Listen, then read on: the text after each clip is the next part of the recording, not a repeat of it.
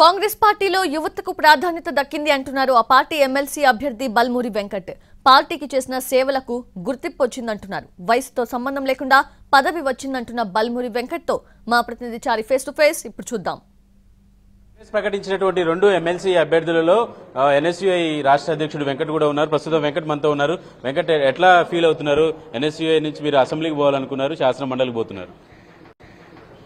నాకు రాజకీయాల్లోకి వచ్చినప్పుడు అత్యధిక చిన్న వయసులో శాసనసభకి వెళ్ళాలనుకున్నా, కానీ ఆ రోజున్న సమీకరణల ప్రకారం అది నెరవేరలేదు. కానీ ఈరోజు శాసన మండలిలో అత్యధిక చిన్న వయసులో శాసన మండలికి నేను వెళ్తున్నాను. తప్పనిసరిగా ఏదైతే ఒకగానొక సందర్భాల్లో ఎమ్మెల్సీ నాకు వస్తుందని ఒక నమ్మకం విశ్వాసం నాకు కూడా లేకుండే, కానీ కాంగ్రెస్ పార్టీ రాష్ట్ర నాయకత్వం ఏదైతే ముఖ్యమంత్రిగా రేవంత్ అన్న గారు, అదేవిధంగా డిప్యూటీ సీఎం భట్టి గారు అయిన తర్వాత అందరూ ఏకాభిప్రాయంతో అధిష్టానము, రాష్ట్ర నాయకత్వము, కేంద్ర నాయకత్వం అందరూ ఏకాభిప్రాయానికి వచ్చి బల్మూరి వెంకట్ పడ్డ కష్టాన్ని గుర్తించి ఏజ్ క్రైటీరియా కాదు, పార్టీ కోసం కష్టపడితే నికార్సైన కార్యకర్తకి ఉన్నతమైన పదవి అందిస్తామనే ఒక మెసేజ్ ఇవ్వాలనే ఉద్దేశంతో కాంగ్రెస్ పార్టీ నన్ను ఈరోజు ఎమ్మెల్సీకి నన్ను నామినేట్ చేయడం జరిగింది. ఎన్ఎస్యుఐ అధ్యక్షుడిగా మీకు ఇచ్చింది అనుకుంటున్నారా? యువత కోసం పనిచేశాడు కాబట్టి ఆ కోటాలో మీకు ఇచ్చింది అనుకుంటున్నారు. తెలంగాణ రాష్ట్ర వ్యాప్తంగా యువతకు ఒక ప్రతినిధి లెక్క నేను గత 10 సంవత్సరాలకి వెళ్ళి పనిచేయడం జరిగింది.